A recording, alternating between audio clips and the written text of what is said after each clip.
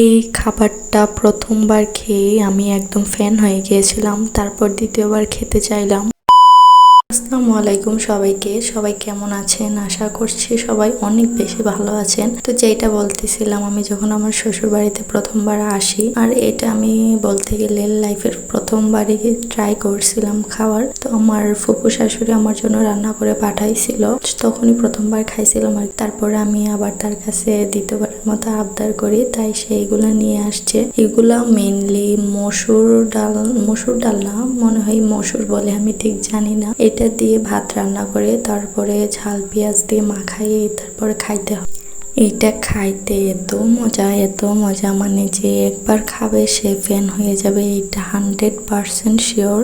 আর এগুলা নাকি এক সিজনে পাওয়া যায়, তো এটা পাইছিল বলে আমার জন্য নিয়ে আসছিল। তো এইগুলার মধ্যে অনেক মাটি থাকে বা পাথর থাকে, ওইগুলো আমি আর আমার আপু মিলে বেছে নিতেছিলাম। আর এগুলো বাঁচতে অনেক বেশি সময় লাগবে, অনেক বেশি বেড়া। এইদিকে বাছা হয়ে গেলে এগুলো ভালোভাবে ধুয়ে নিতে হবে, আর অনেকবার ধুইতে হয়, কারণ এগুলো তো অনেক বেশি মাটি কাদা থাকে। ভালোভাবে না ধুলে খাওয়া যায়। তো আমি এইভাবে ভালোভাবে বারবার করে ধুয়ে নিতেছিলাম।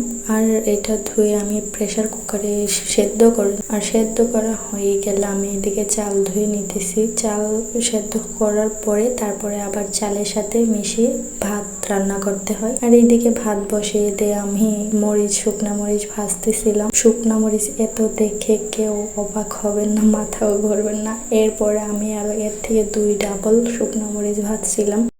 এইটাতে ঠিক শুকনা মরিচ ভালোভাবে না হলে, বেশি ঝাল না হলে একদমই ভালো লাগে না। তাই আমি পরে আবার বেশি করে ঝাল ভেজে নিছিলাম। এদিকে আমার ডালটা সেদ্ধ করা হয়ে গেছে। এখন ডালটা আমি চালের মধ্যে দিয়ে দিব। আর আমার ননদ আর ফুপু শাশুড়ি যখন আমাদের বাড়িতে আসে, তখনই একদম মোটামুটি একটা পিকনিকের ভাব থাকে, কারণ আমরা সবাই মিলে একসাথে যখন খাওয়া দাওয়া করি, তখন সেটা পিকনিকের থেকেও কোনো অংশে কম কিছু হয় না। তো সব দিনের মতোই আপুর ফুপু ওরা চলে আসছে।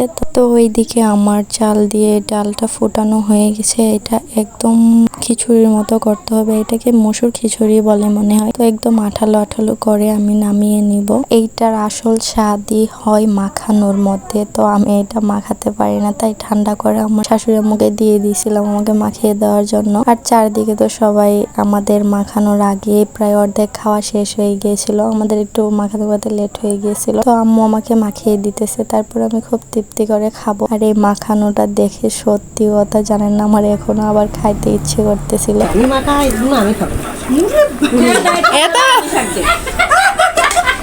সবার কথা শুনে তো বুঝতেই পারলেন আমরা কতজন মিলে খাইছি। সবাই ভালো থাকবেন। আল্লাহ হাফিজ।